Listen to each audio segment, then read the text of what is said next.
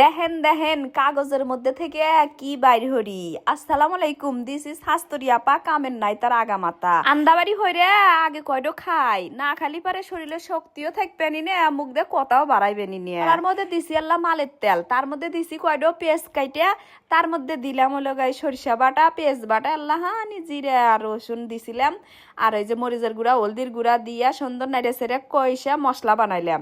এই মশলার মধ্যে যে ছাড়িয়া দিমু আল্লাহ ইলিশ মাছের ছাও জাটকা, দেখেন কি সুন্দর জগজগা ইলশা, সেই স্বাদ ছিল বলে সালুন। আন্দাবাড়ি হইরা আত্মা জুইরা কয়ডো ভাত খাসি, খায়া দেয়া গায়ে শক্তি হইছে আর পটর পটর কথা কইতেছি। জানেন 3 দিন আগে কি হইছে, আমি তো আপনাদের হাস্তরি আপা আম খাওয়ার গারা মনে মনে কয়দিন আগে নিয়ত করছি যে আর আম খামু না, আর আম খামু না, বাজারেও যাই নাই কে কিনিও নাই কে, কিন্তু এই যে মোবাইলের জ্বালাত বাঁচি না, খালি ওই আমের ভিডিও আইসে কয়দিন ধরে, এই সিজনের শেষ আম কাটিমন, ওই ভিডিও দেখলি কি আর মন মানে, খালি মন কইতেছে যে অর্ডার দে অর্ডার দে অর্ডার দে। পরে আঙ্গ সিরাজগঞ্জে একটা পেজে থেকে দেখি যে এক ভাই অ্যাড দিছে এই আমের, ভাবলাম যে আঙ্গ সিরাজগঞ্জের মধ্যেই বানি। পরে স্ক্রিনে যে নাম্বার দেখতেছেন এই নাম্বারে আমি এই ভাইকে ফোন দিছি, রাশেদ জামান ভাই, কইলাম যে আমার আম নেকবো, আপনার বাড়ি কি সিরাজগঞ্জের মধ্যে? কয় না আপা আমার বাড়ি রাজশাহী। কইলাম যে এ খোদা, আমি ভাবছি যে আপনি সিরাজগঞ্জের মানুষ, সেই জন্য আপনার নাম্বারে কল দিছি যে আমার আম নেকবো। কয় আপা সমস্যা নাই, আপনি নিশ্চিন্তে আম নিবার পারেন। পরে এই ভাইয়ের কাছ থেকে 6 কেজি আম অর্ডার দিছিলাম, অর্ডারের 2 দিনের মধ্যেই আম এসে হাজির। আমার তো হেই খুশি ঠেকতেছে, মনে মনে আল্লাহ কষ্টও পাচ্ছি বুঝছেন, এতগুলা আমের মধ্যে খালি 2টো আম পাহা আর একটি আম কাঁচা, মানে লগা ঘরে থুইয়া 3-4 দিন পরে খা নেকবো, কিন্তু আমার কি ওই আত্মা মানে, আমি হলাম গা আম খাওয়ার গারা।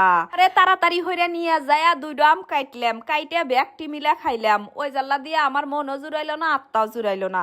এখন কবে এই আম পাইকবো তারপরে সেন খামু, তারপরে সেন আমার শান্তি হইব। তাড়াতাড়ি কিছু দিয়া জাগ দেই গে, মানে দেহে থুই গে, দেহে তুলি পারে তাড়াতাড়ি পেকপেনি তাড়াতাড়ি খেবার পারমানি। এই যে আজকের যে ভিডিওটা দেখতেছেন না, এই ভিডিওটা কলে গতকাল কাইলে আমি এই ভিডিও এডিট করবার পারি নিকে, আপনাদের জন্য সাইডবারে পারি নিকে। তারপরে যে খায়া দেয় আম খায়া বহলে গেছিলাম কলে মেগাই কাটে। আর আমার পাস্তরে যে ভাইগুলা দেখতেছেন এই ভাইগুলা বলে আমার জন্যই পিসবোর্ডে উঠছে, তাহলে কনছেন আমি তো জানিই না।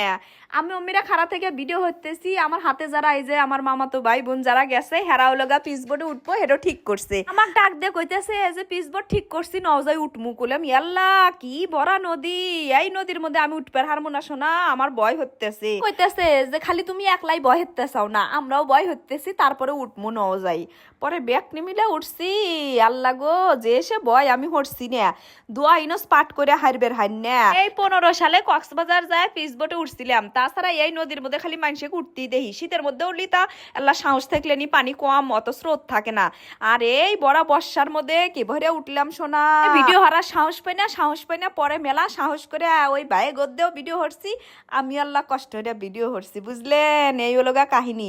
তাহলে ভালো থাকেন সবাই, আজকের মতো ভিডিও করলে এই জাল্লাই, আল্লাহ হাফেজ।